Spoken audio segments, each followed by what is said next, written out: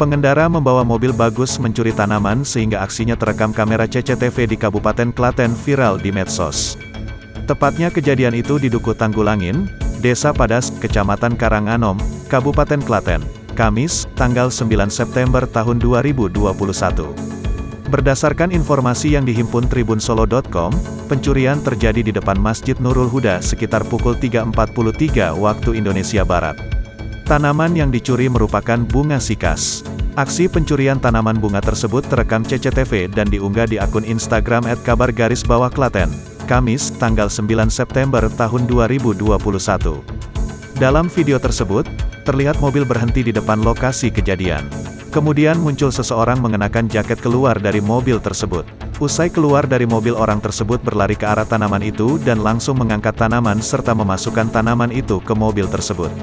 Kapolsek Karanganom Ibtu Panut Haryono, pihaknya telah melakukan penyelidikan dengan kejadian pencurian tersebut. Kami masih melakukan penyelidikan meski korban belum melaporkan, kata Panut, kepada tribunsolo.com, Jumat, tanggal 10 September tahun 2021. Ia mengaku, kasus pencurian tanaman tersebut baru pertama terjadi selama ia menjabat sebagai Kapolsek Karanganom.